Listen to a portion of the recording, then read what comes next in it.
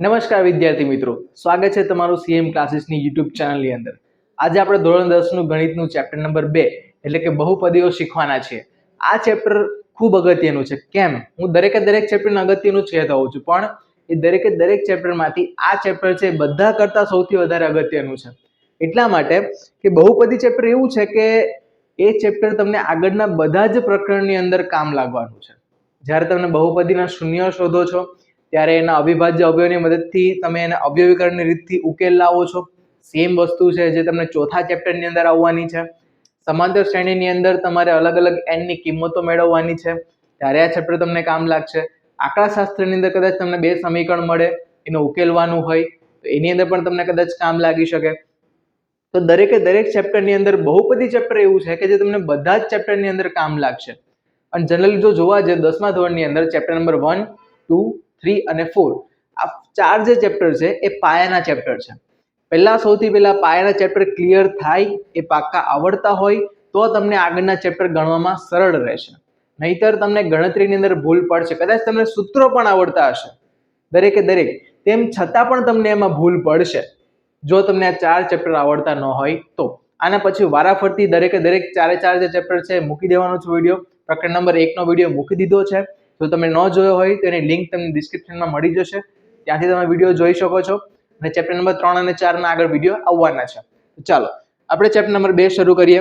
Chapter number 2 બહુપદીઓ. ચાલો, એમાં સૌથી પહેલા તમને આપેલું છે કે આની અંદર તમને અહીંયા કોઈ બહુપદી આપેલી છે 2x² + 5x આવી કોઈ બહુપદી આપેલી છે. આની અંદર જે ચલ છે, ચલ કોને કહેવાય? એટલે તમને અહીંયા જે x આપ્યો છે, x અહીંયા પણ x છે, એ શું છે? ચલ કહેવાય. પછી x ની ઘાત છે 2, તો એને આપણે ઓળખીએ છીએ ઘાત વડે. અને પછી છે સહગુણક, એટલે x², આ જે x² છે એનો સહગુણક એટલે એની સાથે આવેલો કોઈ ગુણક, કોઈક સંખ્યા, એને શું કહેવાય? સહગુણક. એટલે જો આની અંદર જોવા જઈએ તો ચલ છે તમારો x, ઘાત છે તમારી 2 અને સહગુણક પણ તમારો છે 2. એવી રીતે તમને અલગ અહીંયા બહુપદી મેં બીજે આપેલી છે. તો આની અંદર પણ જો તમારે જોવું હોય તો અહીંયા x નો સહગુણક કયો છે? 5. x ની ઘાત કેટલી છે? અહીંયા 2. અહીંયા x ની ઘાત કેટલી છે? 3. અહીંયા x ની ઘાત કેટલી છે? 2. એમ તમને ઓળખતા આવડે એના માટેનો તમને આ પ્રાઇમરી તમને આપ્યું છે કે ઘાત કોને કહેવાય, ચલ કોને કહેવાય, સહગુણક કોને કહેવાય. તો આ જે છે બહુપદી છે એક પ્રકારની. તો આ તમને પાયાનો કોન્સેપ્ટ ક્લિયર હોવો જોઈએ. ચાલો હવે આવે છે બહુપદીના અલગ પ્રકાર. 3 પ્રકાર જનરલી તમને આ ચેપ્ટરની અંદર આવે છે, પણ એમાં પણ મુખ્ય બે જ છે, સુરેખ અને દ્વિઘાત. લિનિયર ઇક્વેશન અને છે ક્વોડ્રેટિક ઇક્વેશન. તો સુરેખ બહુપદી કોને કહેવાય? કે જ્યારે x ની ઘાત એટલે કે સૌથી મહત્તમ ઘાત કેટલી હોય? 1 હોય, તો ત્યારે એવી બહુપદીને સુરેખ બહુપદી કહે છે. ફરીથી કહું છું, જે બહુપદીની x ની સૌથી મહત્તમ ઘાત 1 હોય તેવી બહુપદીને સુરેખ બહુપદી કહેવાય છે. ઉદાહરણ તરીકે 2x + 3, એની અહીંયા ઘાત કેટલી છે? 1. એટલા માટે આ કેવી બહુપદી છે? સુરેખ બહુપદી. દ્વિઘાત બહુપદીની અંદર જે બહુપદીની મહત્તમ ઘાત 2 હોય, અહીંયા તમને બે ઘાત દેખાય છે, એક તો 2 અને બીજી એક ઘાત છે 1. તો આ બંનેમાંથી જે મહત્તમ હોય તે 2 હોવી જોઈએ, તો એને કેવી કહેવાય? દ્વિઘાત બહુપદી કહેવાય. અહીંયા તમે નીચે ઉદાહરણ આપ્યું છે x² + 2x + 1, તો અહીંયા બે ઘાત છે, અહીંયા એક ઘાત છે, બે માંથી મહત્તમ કઈ છે? 2. મહત્તમ ઘાત જો 2 હોય તો એને કહેવાય દ્વિઘાત બહુપદી. એની સામે ત્રિઘાત બહુપદી. ત્રિઘાત બહુપદીની અંદર શું છે? અહીંયા તમને અલગ પદો આપ્યા છે. એની અંદર જો અહીંયા 3 ઘાત છે, અહીંયા 2 છે, અહીંયા 1 છે અને અહીંયા 0 ઘાત છે. તો સૌથી મહત્તમ ઘાત કેટલી? 3. તો આ બહુપદીને કહેવાય ત્રિઘાત બહુપદી. સેમ અહીંયા તમે નીચે જોઈ શકો એનું ઉદાહરણ છે. તો આ પ્રકાર છે બહુપદીના. તો આવી તો ઘણી બધી બહુપદી આવી શકે, જેમ કે 4 ઘાત વાળી, 5 ઘાત વાળી, અનંત ઘાત વાળી પણ આવી શકે છે, જેની n ઘાત હોય, અનંત નહીં પણ n ઘાત હોય. તો બધી જ પ્રકારની બહુપદી આવે છે. આગળ જે હવે તમારે ચેપ્ટરમાં કામનું છે તે વસ્તુ, સૌથી અગત્યની વસ્તુ છે બહુપદીના શૂન્ય. બહુપદીનું શૂન્ય કોને કહેવાય? બહુપદીનું શૂન્ય એને કહેવાય કે જ્યારે તમારી પાસે કોઈક બહુપદી છે p of x, p of x ધારો કે તમે આગળ જે આપણે એક ઉદાહરણ લીધું તે લઈ લે 2x - 3 આ કોઈક બહુપદી તમને આપી છે. હવે જ્યારે પણ x ની કોઈક આની અંદર વેલ્યુ મૂકું, ધારો કે આની x ની અંદર કોઈ પણ એક વેલ્યુ મૂકું, ત્યારે આ જે બહુપદી છે એનું સાદુરૂપ આપતા મને એનો જવાબ 0 મળે તો એ x ની કિંમતને આ બહુપદીનું શૂન્ય કહેવાય છે. અથવા તો હું બીજું કંઈક ઉદાહરણ લઈને તમને ક્લિયર આપું, સાદું ઉદાહરણ 2x - 2. તો આની અંદર હું x બરાબર 1 મૂકું તો જ્યાં x હોય ત્યાં મારે કેટલું મૂકવું પડે? 1 મૂકવું પડે. તો 2 - 2 એટલે કેટલો જવાબ આવ્યો? 0. તો આ જે 1 મૂક્યો મેં x બરાબર 1, એને શું કહેવાય? આ બહુપદીનું શૂન્ય કહેવાય. તો એ જ કોન્સેપ્ટ તમને અહીં આપ્યો છે કે જે k ની કિંમત માટે p of x નો જવાબ 0 મળે ત્યારે k ને એ બહુપદીનું શૂન્ય કહેવાય છે. જો શૂન્ય શોધવું હોય તો એની પણ ટ્રીક છે. જે બહુપદી આપી છે એને બરાબર તમારે 0 લઈ લેવાનો. એટલે અહીંયા લખ્યું છે x + 2 = 0. +2 બરાબર ની જમણી બાજુ આવે તો -2 એટલે x બરાબર કેટલા આવ્યા? -2. એટલે -2 એ શું બન્યું? બહુપદીનું શૂન્ય. ચેક કરવું હોય તો -2 ને x ની જગ્યાએ મૂકો. જો x ની જગ્યાએ -2 મૂકું તો -2 + 2 આન્સર કેટલો આવ્યો? 0. એટલે આન્સર તમારો કેટલો આવવો જોઈએ? 0. જે x ની કિંમત માટે બહુપદીનો જવાબ 0 આવે તેને બહુપદીનું શૂન્ય કહેવાય. જો શૂન્ય શોધવું હોય તો આપેલ બહુપદીને બરાબર 0 લઈ લેવા એટલે તમને આન્સર મળી જાય. એ રીતના કોઈક સુરેખ બહુપદી છે ax + b, એનું શૂન્ય શોધવું હોય તો ax + b બરાબર 0 લઈ લો. b પેલી બાજુ જાય તો -b, x છેદમાં જશે એટલે -b/a. એટલે કોઈ પણ સુરેખ બહુપદી છે એનું શૂન્ય શોધવું હોય તો -b/a કરો એટલે તમને જવાબ મળી જાય. અહીંયા તમને કોઈક બહુપદી આપી છે 2x + 4, b કેટલું છે? 4, a કેટલું છે? 2, તો -b/a એટલે -4/2 એટલે આન્સર આવે તમારો -2. એ તમારું શૂન્ય છે. આટલો કોન્સેપ્ટ ક્લિયર છે? આગળ વધીએ. ચાલો, હવે આવે છે ભૌમિતિક રીતે શૂન્ય એટલે શું? તો ભૌમિતિક રીતે શૂન્ય એટલે આલેખની રીત. આલેખની અંદર શૂન્ય કઈ રીતે ઓળખાય? તો અહીંયા તમને જો આલેખ આપ્યો છે. આ તમારી x એક્સિસ છે, આ તમારી y એક્સિસ છે. એમાં જે તમારો ગ્રાફ છે, આ રીતના ગ્રાફ જાય છે. જરાક બીજો કલર લઈને તમને વધારે દેખાશે. આ તમને ગ્રાફ જે દેખાય છે, અહીંયા તમારો ગ્રાફ જાય છે આ રીતના. તો એ જે x એક્સિસ ને જેટલી વખત છેદતું હોય, આ 1, આ 2 અને આ 3, એટલે જેટલી વખત છેદે અહીંયા 3 વખત છેદે છે. એનો મતલબ એવો થાય કે આ બહુપદીને 3 શૂન્ય છે. એટલે કે કેમ x અક્ષ લે છે? કેમ કે આપણે શું લઈએ છીએ કે જ્યાં આપણો x બરાબર જવાબ 0 આવતો હોય ત્યાં આપણું એ શૂન્ય, સોરી x નહીં, p of x એટલે લખાય y બરાબર 0. તો y બરાબર 0 ક્યાં થાય? તો કે હંમેશા x અક્ષ ઉપર જ y બરાબર 0 થાય. તો y બરાબર 0 ક્યાં થાય? x અક્ષ ઉપર. તો x અક્ષ ઉપર જેટલી વાર આલેખ છેદતો હોય એટલા તમારા શૂન્ય ગણાય. જો 3 વખત છેદે તો 3 શૂન્ય, 2 વખત છેદે તો 2 શૂન્ય, છેદે જ નહીં તો શૂન્ય જ નથી. બરાબર? ચાલો જોઈએ. અહીંયા આ સુરેખ બહુપદી છે. સુરેખ બહુપદી x અક્ષને કેટલી વખત છેદે? 1 વખત. એટલે હંમેશા એના 1 શૂન્ય હોય. દ્વિઘાત બહુપદી અહીંયા ધારો કે 2 અક્ષમાં છેદે છે તો 2 શૂન્ય હોય. એનો આલેખ કેવો મળે આપણને? પરવલય. હવે આની અંદર પણ એમસીક્યુ માં તમને પૂછી શકે કે દ્વિઘાત બહુપદીનો આલેખ, જો તમારો દ્વિઘાત બહુપદી તમને આપી છે ax2 bx + c, જો એની અંદર a > 0 હોય તો ઉપરની તરફ પરવલય મળે, અને જો a < 0 હોય તો નીચેની તરફ પરવલય મળે. તો આની અંદર a < 0 a < 0 એટલે શું? ઉદાહરણ આપો. ઉદાહરણ જેમ કે x2 + 4x + 3. તો x2 ની આગળ જે સહગુણક છે એ કેવો છે? 1. તો સહગુણક કેવો છે? 1. 1 કેવો છે? > 0. તેનો આલેખ કેવો મળે? ઉપરની તરફ પરવલય. હવે બીજું ઉદાહરણ આપું, -1 - x2 + 3. તો આની અંદર જે x2 છે એનો સહગુણક કેટલો છે? -1. એ કેવો છે? < 0. તેનો આલેખ કેવો મળે? નીચેની તરફ પરવલય. દ્વિઘાત બહુપદી છે એનો આલેખ કંઈક આવો મળે. ઓકે, તો જે સુરેખ બહુપદી છે એને વધુમાં વધુ 1 શૂન્ય હોય. દ્વિઘાત બહુપદી છે ને વધુમાં વધુ 2 શૂન્ય હોય. ત્રિઘાત બહુપદી હોય ને વધુમાં વધુ 3 શૂન્ય હોય. આગળ અહીંયા તમને દ્વિઘાત બહુપદીમાં જ અલગ અલગ પ્રકાર આપ્યા છે. તો કેટલા? તો કે વધુમાં વધુ 2 શૂન્ય મળે, તો કદાચ 1 પણ મળતું હોય, 0 પણ મળતું હોય, તો ક્યારે મળે તે જોઈએ. તો કે જ્યારે 2 બિંદુએ કાપે ત્યારે એને કેટલા શૂન્ય છે? 2. અહીંયા જો બંને બિંદુ સમાન જ હશે, બંને શૂન્ય સમાન, ધારો કે -1 આવ્યો તો બંને એક જ શૂન્ય છે, તો એ એક જ બિંદુમાં છે. અને ઘણી વખત તમને વાસ્તવિક ઉકેલ મળશે જ નહીં, તો ત્યારે ગ્રાફ જે છે તે x અક્ષને અડકશે જ નહીં, એટલે કે એનું કોઈ વાસ્તવિક શૂન્ય નહીં હોય. આ 3 પ્રકાર આવે છે. આ ચોથા ચેપ્ટરની અંદર પણ તમારે આવે છે. આ તમને ક્યારે મળે? જ્યારે d > 0 હોય. આ તમને ક્યારે મળે? જ્યારે d = 0 હોય. અને આ ક્યારે મળે? d < 0 હોય ત્યારે. આ ચોથા ચેપ્ટરની અંદર પણ આવે છે, યાદ રાખજો. આગળ મેઇન અગત્યની વસ્તુ, શૂન્ય અને સહગુણકો વચ્ચેનો સંબંધ ચકાસવા. આમાંથી એક દાખલો તો હશે જ. તો કઈ રીતના શોધાય? તો કે જ્યારે તમે બહુપદીને ax² + bx + c સાથે સરખાવો તો એની અંદર શૂન્ય તમને મળે આલ્ફા અને બીટા, તો એનો જવાબ તમને ડાયરેક્ટલી કેના વડે મળે? -b/a. -b અને a શું છે? તો કે આના સહગુણકો છે. x² નો સહગુણક a, x નો સહગુણક b અને c એટલે અચળ પદ. એવી રીતના શૂન્યનો ગુણાકાર કયા સૂત્રથી મળે? c ના છેદમાં a ના સૂત્રથી. એ જરાક તમને કોન્સેપ્ટ ક્લિયર કરું કે x² જે છે, આ જે x² છે એનો સહગુણક કોણ? a. તો x² નો સહગુણક a કહેવાય.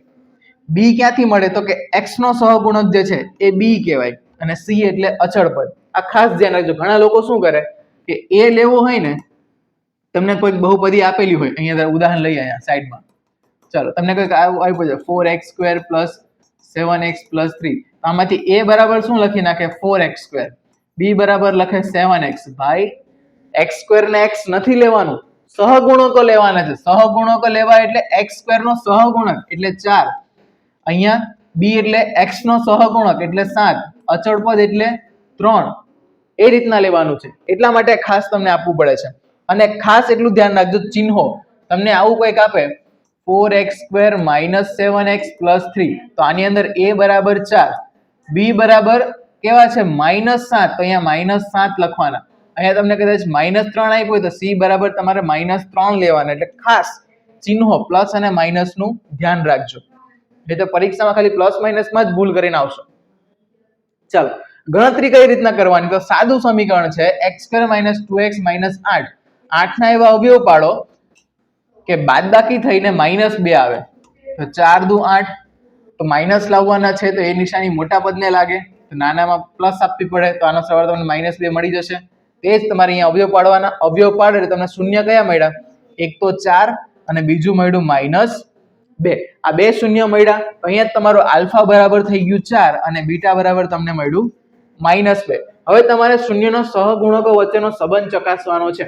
કઈ રીતના? તો અહીંયા જો, શૂન્યનો સરવાળો એટલે આલ્ફા પ્લસ બીટા. આલ્ફા કેટલું મળ્યું હતું? 4. બીટા કેટલું મળ્યું હતું? -2. બંનેનો સરવાળો એટલે જવાબ કેટલો આવ્યો? 2. હવે સૂત્ર મુજબ ચકાસીએ. -b/a. તમે ખાસ કીધું શૂન્ય, તમે સહગુણકો લેવો ત્યારે નિશાની ખાસ લેવાની. તો એમાં b બરાબર કેટલું આવ્યું હતું? -2 આવ્યું હતું. તો માઇનસ તો હતું જ, b ની જગ્યાએ પાછું -2 મૂક્યું એટલે માઇનસ પ્લસ એટલે +2.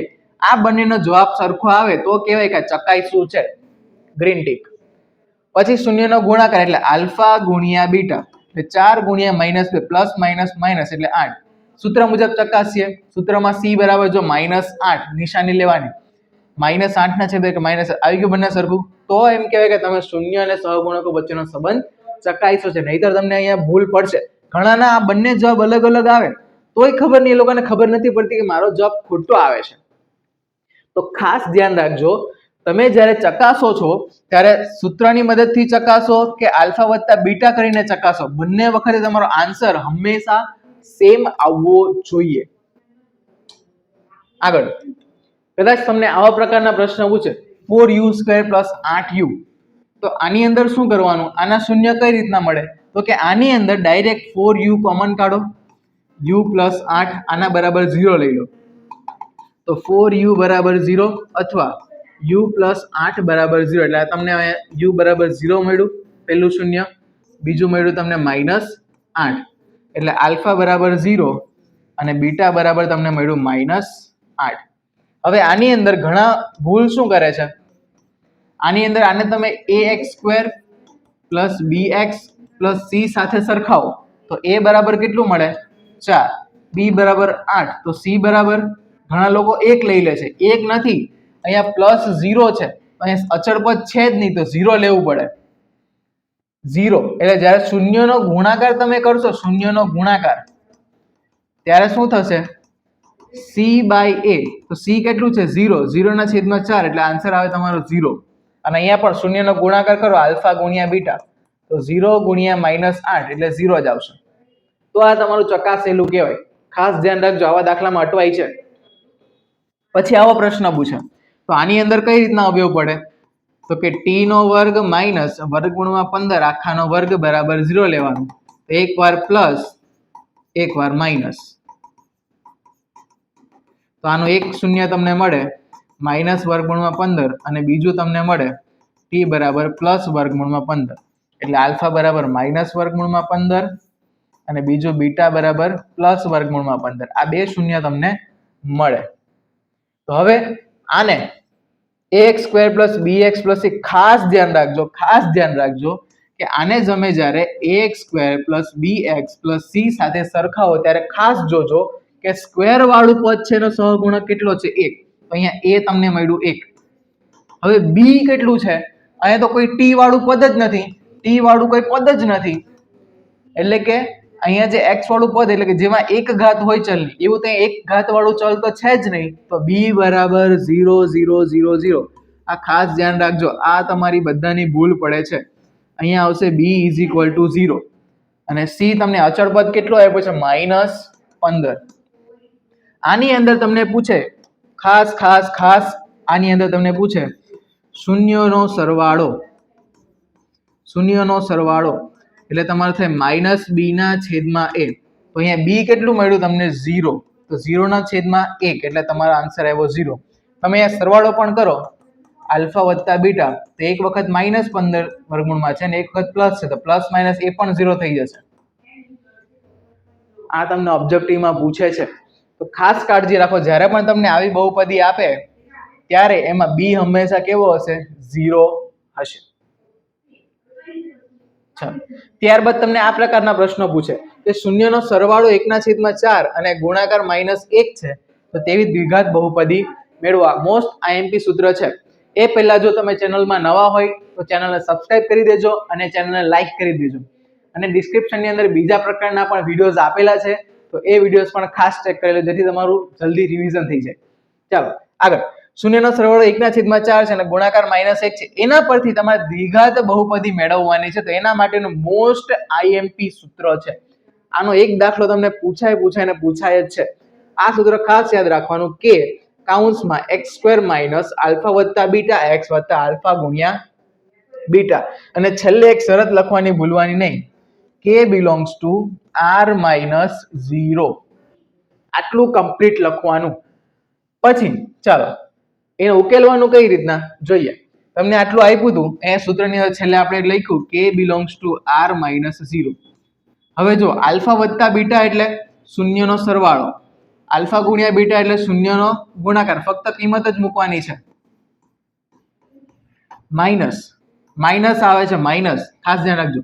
સરવાળો કેટલો છે? 1/4 વત્તા ગુણાકાર કેટલો છે? -1 જ્યાં k belongs to r minus 0. ચાલો લસા લઈ લે 4 તો 4x² માઇનસ x -1 આખાના છેદમાં 4 કે જ્યાં k belongs to r minus 0. ચાલો તો આને હું શું કરું? k ના છેદમાં જાવ તો k ના છેદમાં 4 અને અહીંયા લખી દો 4x² માઇનસ x માઇનસ 1 જ્યાં k belongs to r minus 0 એટલે તમારી માંગેલ બહુપદી કઈ થઈ જાય?